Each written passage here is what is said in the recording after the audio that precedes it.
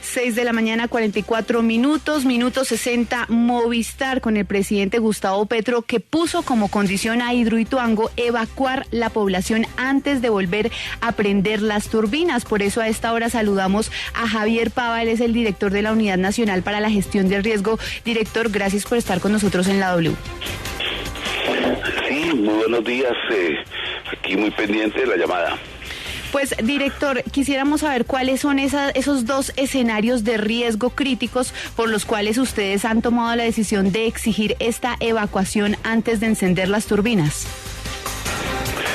Estamos en un periodo de lluvias bastante fuerte. Este mes de noviembre se esperan unas lluvias pico muy fuertes en la cuenca del Cauca. Ya tenemos niveles altos. Está el proyecto en una fase bastante sensible, que han anunciado ya el inicio de operaciones con las turbinas. Aún no se ha terminado la construcción. Es un momento muy sensible, muy delicado. Igualmente en los escenarios de riesgo que nos presentó EPM, pues siguen habiendo situaciones críticas en alerta naranja que requieren una atención importante. Existe una incertidumbre del comportamiento del macizo rocoso donde está la planta. Eso significaría que pueden haber algunos riesgos y nosotros, dentro del marco de la ley 1523 y el principio de precaución, debemos exigir que se tomen todas las medidas para proteger la población que esté aguas abajo. En ese sentido, lo que hemos realizado, 3 reuniones de PMU, una en Hidroituango, otra en Medellín. El próximo sábado realizaremos una en Puerto Valdivia, con el fin de que se tomen las medidas de evacuación preventiva de la población en el momento que se considera que podría ser crítico en la operación. Ese es un tema que estamos, colocando como condición fundamental para proteger las poblaciones que están aguas abajo, independientemente de lo que suceda allí. Pues esperamos que no suceda nada, pero igual si llega a suceder algún elemento que sale de control y pueda generar algún riesgo, tengamos la tranquilidad que no tengamos población expuesta. Bueno, eso está muy claro, don Javier. El problema está en que el presidente puso ya pues una nota muy alta para hacer las pruebas, porque si hay que retirar, tal vez la palabra evacuar no es la más precisa, retirar a la gente de las poblaciones que se podrían afectar. ¿Quién maneja esa operación? ¿A dónde se lleva la gente? ¿Quién es el responsable de hacer todo ese proceso? ¿Es su departamento o cómo se manejaría el retiro de 40.000 personas que habría que poner en otro sitio? En primera instancia, en primer momento, tenemos que proteger la vida de las personas, que es lo que ha mencionado el presidente, y está dentro del marco de nuestras obligaciones constitucionales y la ley que trabaja este tema, que es la ley 1523.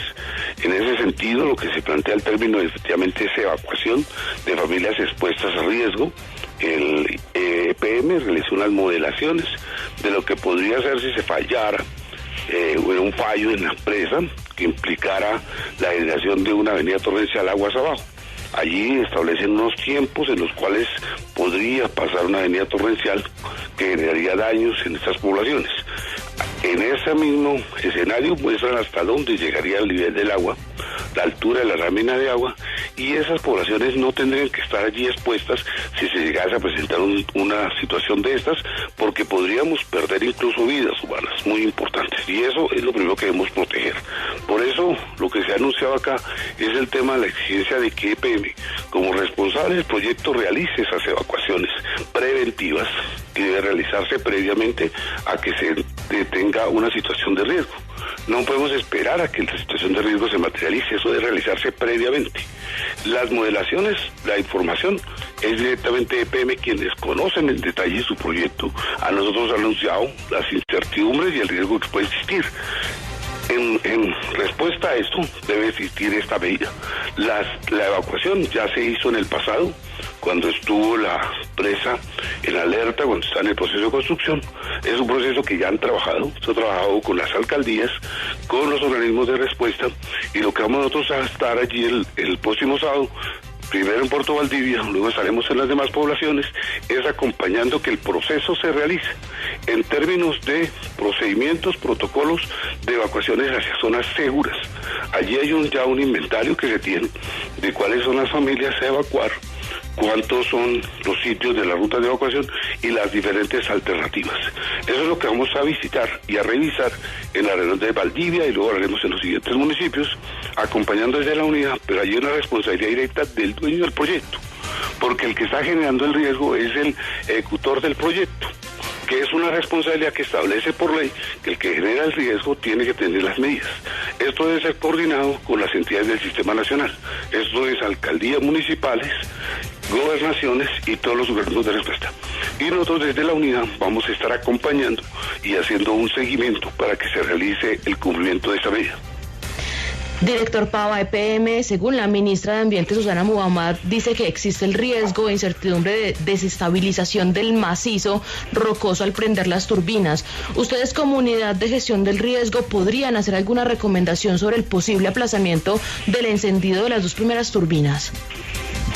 Nosotros estuvimos en una reunión tanto en el proyecto como en las mismas instalaciones de EPM, donde nos mostraron todo el sistema de monitoreo que tienen, donde tienen una instrumentación del comportamiento de cada uno de estos elementos. Sin embargo, existe una incertidumbre frente, digamos, a elementos como el tema del macizo rocoso, en la cual no hay una certeza absoluta de cómo va a ser su comportamiento con el tema de la vibración, como lo mencionó la ministra.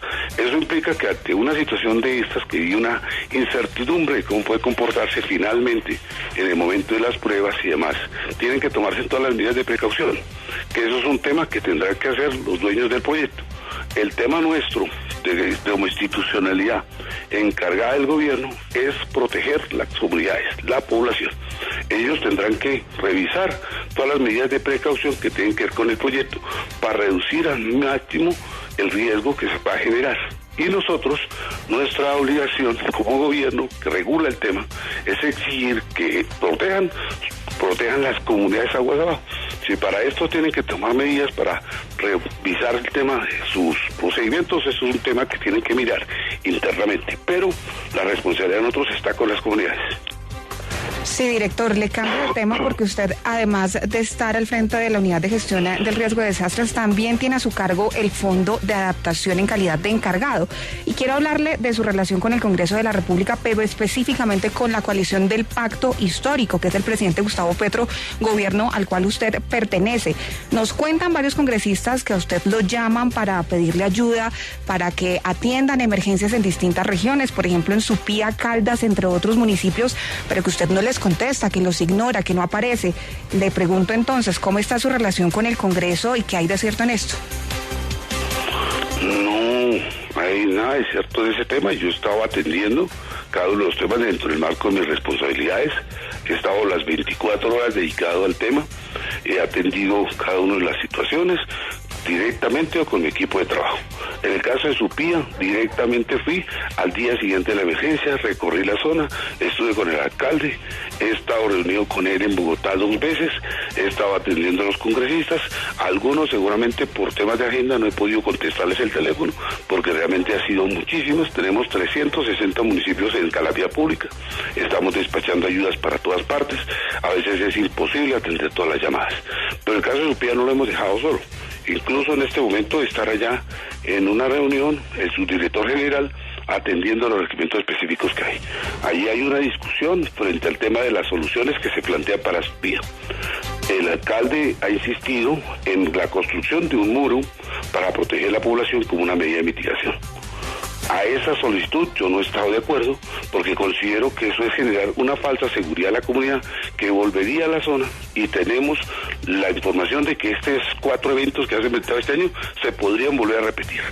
La situación de esa zona es altamente deteriorada porque es una zona de la cuenca que ha sido, digamos, altamente trabajada con temas de minería. El arrastre de lodos y la generación de lluvias intensas podría repetir ya las 4 escenarios que hay y podríamos tener población expuesta allí.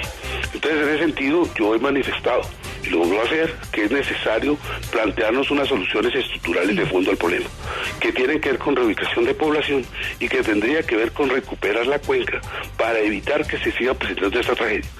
Sí, la intencionalidad que ha planteado el alcalde es construir un muro que, digamos, generaría una falsa seguridad, llevaría a que la comunidad regrese a la zona y que seguramente podría estar expuesta nuevamente a la vuelta de 6 meses o un año a una situación como la que hoy están viviendo.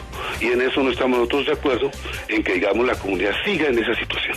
Le busquemos soluciones de fondo y en eso le he planteado al alcalde y he planteado en el Congreso que estamos dispuestos a apoyar desde el Gobierno Nacional con recursos, con asistencia técnica para que eso se lleve a cabo.